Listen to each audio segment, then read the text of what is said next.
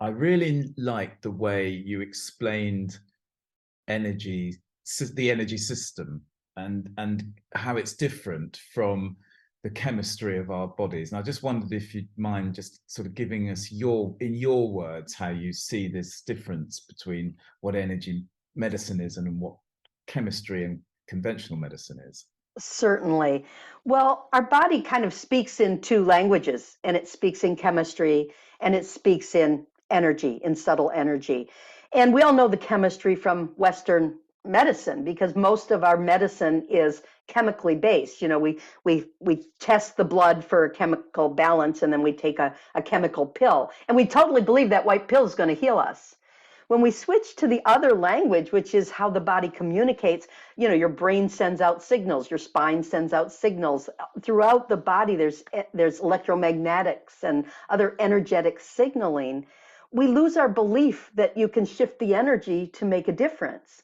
But you can, because it is not only the other language that the body speaks in order to do its business, but it underlies the chemistry, that when you shift the energy, you can shift your chemistry.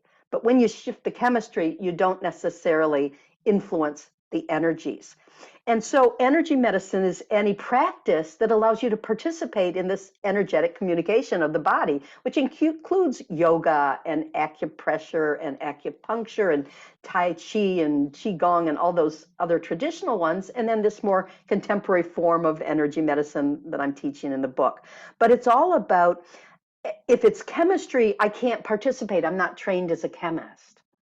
But if it's energy, I can participate because energy is a language and I speak fluent English. And in fact, I've learned some other languages. So I can participate in the creation of sentences and, the learning of vocabulary and the building blocks of grammar. I can participate in energy because it's the first language I learned. As infants, we all know the language of energy, and we're trained to go into verbal language instead, and we lose track of the language of energy. So in this book, I'm reteaching what people knew as they were infants, as in our early days on the planet.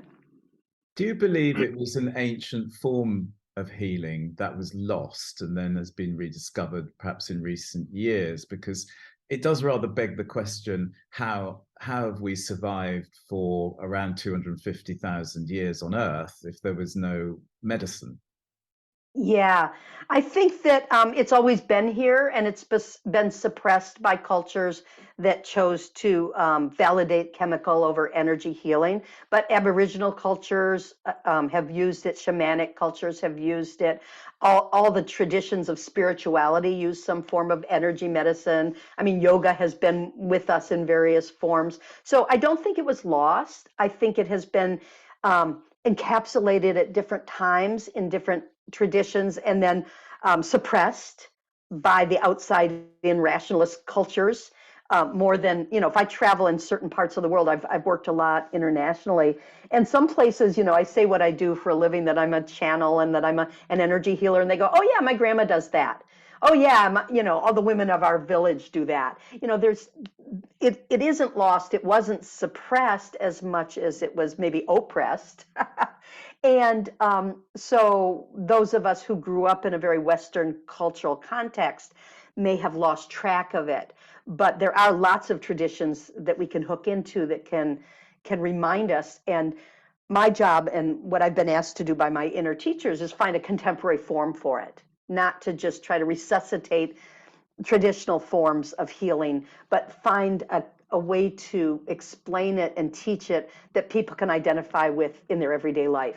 So they don't have to think it's this arcane thing that comes from India, although those are beautiful traditions, or this weirdo practice that only, Tibetans practice. Well, no, I mean, it's been seen in every culture, including Western American culture, but it's been suppressed. So it is about our reclaiming our birthright, I think, and our mother tongue. Brilliant. Well, thank you. And just want to remind everybody listening, the book is called Your Body Will Show You the Way by Ellen Meredith. And I imagine it's available at all good bookstores and no doubt on your website. And I'll put that in the show notes for this episode. Great. Thank you very much, Ellen, for your time and your wonderful explanation. It's very Oh, helpful. thank you, Simon, and thank you for the work you're doing in the world.